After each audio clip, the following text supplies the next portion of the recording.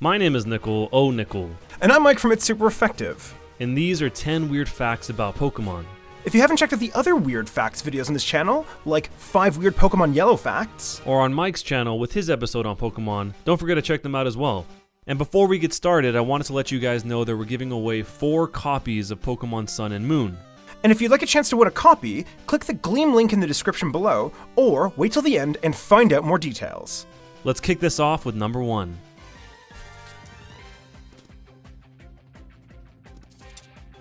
Back in 2001, Pokémon was banned from Saudi Arabia on account of its supposed Zionist influence. Although Pokémon spokesmen on every side have suggested that there are no direct religious ties to the franchise, the Saudi Mufti stated that there is quite a lot of instances of the Star of David showing up in the video game and trading card game. The kingdom's senior cleric, Sheikh Abdul Aziz bin Abdallah, protested that most of the cards feature symbols such as crosses, sacred for Christians, and triangles, significant for Freemasons. On the other hand, apparently the Vatican approves of Pokémon, though conservative Christian and Jewish groups have criticized the series' theme of Pokémon evolution, claiming that it contradicts the teachings of Genesis and encourages Darwinist thinking. The Vatican formally addressed this in 1997, announcing through its satellite television network that the games and the trading card game are, as they put it, full of inventive imagination and have no harmful moral side effects.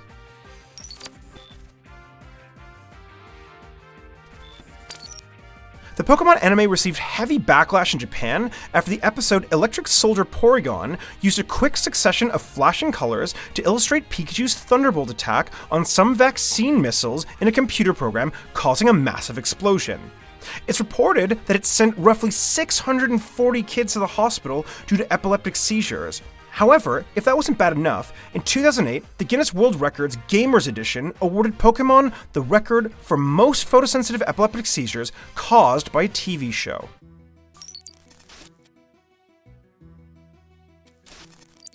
During the peak of Pokemania in the 90s, Pokemon had a plethora of spin-offs. Most notably, it had a live stage musical performance based off the anime. There was apparently no direct restrictions on the show, and it seemed as though Nintendo and the Pokemon Company allowed them to take liberties with the characters and creatures. For instance, in the musical, Misty's feelings for Ash are no longer ambiguous. She actually sings an entire ballad about her love for Ash. Mewtwo is present, however, he's joined by Mecha Mewtwo, which was a robotic monstrosity controlled by Giovanni that can learn any move that is used against it. And as cool as he was, he never had an appearance outside of the stage show. Probably one of the biggest changes was the subplot with Ash's mother, Delia Ketchum, who tells Ash that she ran with Team Rocket for a while in her youth and became involved with Giovanni. Both the musical and the behind the scenes strongly imply that Ash is their child out of wedlock. Though there isn't a direct implication if the show is canon, Ash's background as the son of a crime lord could be an interesting addition to the franchise.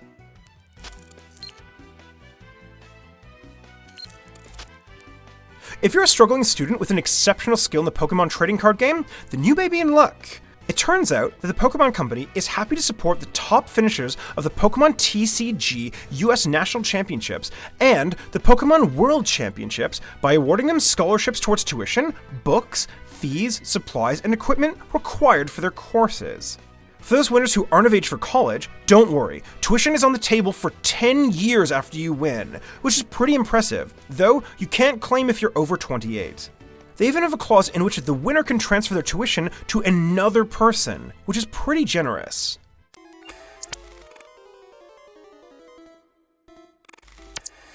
15 years before Pokemon Go, the Japanese version of Pokemon Crystal was bundled with a Game Boy Color to mobile phone peripheral. This peripheral allowed players to collect special items and upload your Pokemon, which you could then battle other players over your mobile network, as well as trade and transfer them back to the cartridge. However, the cost of owning a cell phone effectively killed the service. It was totally shut down in 2002. The North American version of Pokemon Crystal never received this attachment.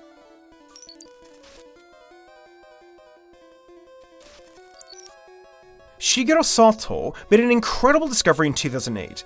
He and his team found the extracellular matrix-like retinal protein agranil in a microarray analysis of gene expression profiles.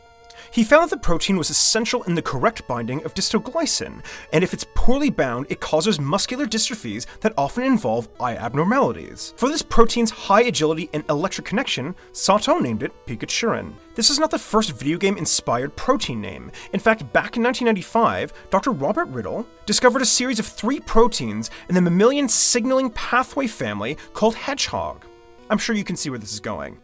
The 2 previous proteins were named Desert Hedgehog, DHH, and Indian Hedgehog, IHH, and the third one he named Sonic Hedgehog, SHH, after seeing an illustration of Sonic in his daughter's comic book. And the inhibitor to this protein he dubbed Robotnikinin. But even still, Pikachurin isn't the only Pokemon-themed scientific discovery. ZBTB7, a gene that acts as a master switch for cancer, was originally called POK, erythroid myeloid ontogenic factor, or Pokemon for short.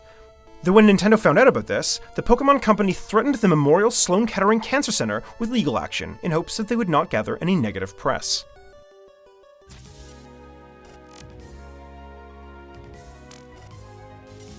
In 2001, the self-governing state of Niue, a South Pacific island nation in free association with New Zealand, printed a special run of $1 coins featuring Charmander, Meowth, Squirtle, Bulbasaur, and Pikachu. Outside of some pop culture references here and there, like the Star Trek money in Canada, this is the only instance of a real-life currency with video game icons that can actually be used. However, it wouldn't be a good idea to do so, since the coins can sell for roughly $300 a piece.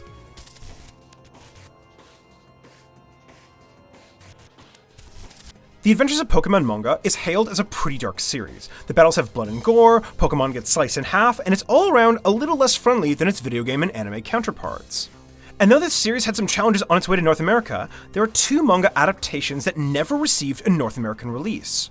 The first one was one of the earliest mangas which focused around Red's background in Gen 1. It was less about the journey and more about the humor, having Red make jokes about his huge Pokeballs, and his sidekick Clefairy just whipping out its junk to take a leak anywhere. The second one, though, was the strangest by far, Pokemon Rebirth.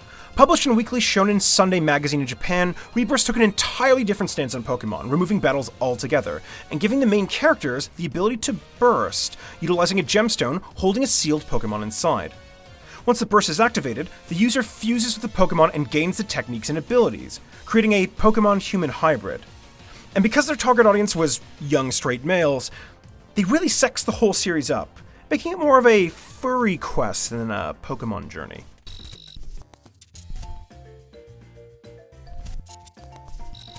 On May 9th, 1990, 7 years before the Pokemon Company registered the series name for the trademark, a trademark application for Mew was submitted under the name Miyu. It was fully approved on March 31st, 1994, despite Pokemon being finalized on December 26, 1997, and is the reason it is known as the ancestor of all Pokemon. This is a pretty interesting thing to note, since it obviously wasn't the first Pokemon to be created. That award goes to Rhydon, and Shigeki Morimoto only added Mew into the game 2 weeks before it was actually launched. He said he added it to the game unofficially in a remaining parcel of space, even though the production team had already completed its final checks. As a result, the players could collect the secret Pokemon using a handful of in-game glitches. Mew's trademark was oddly updated to Mew and reapproved on August 6, 1999.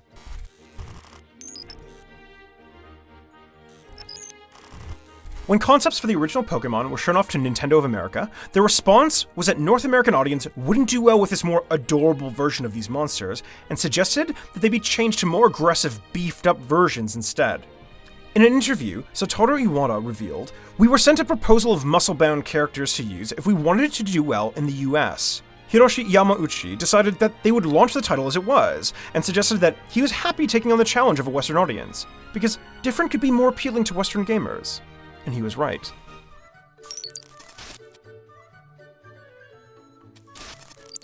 One of the most important figures in Pokemon was Takashi Shudo. He was the head anime writer from its creation up to the Johto arc, as well as the first 3 movies. Shudo also wrote 2 light novels based on the anime that was a closer rendition of his original vision. The series was titled Pocket Monsters: The Animation, and it focused on the world's economics and relationships between characters. According to the novels, everyone in the Pokemon world is considered adults at age 10. In this universe, children get jobs, pay taxes, and get married all before puberty. The first novel explains that Ash never met his father or grandfather, as they both went on Pokemon journeys and never returned. His father left Delia Ketchum to run a restaurant in Pallet Town all by herself, never able to have a Pokemon journey of her own, since his father left her pregnant at age 18. Delia reveals to Ash that his father and grandfather never made it onto the list of the top 10,000 Pokemon trainers, suggesting they either died on their journeys or were too ashamed to come home. There's also a large section dedicated to Brock.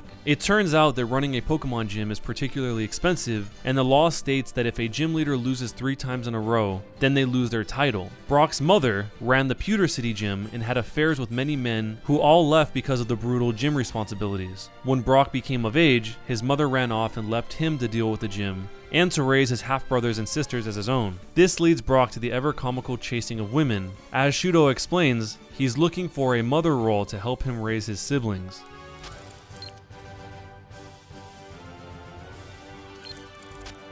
The early seasons of Pokemon had some confusion over racial implications surrounding Brock. Masamitsu Hidoka states in an interview that he was worried that Brock might be viewed as racist by the American people because of his eyes.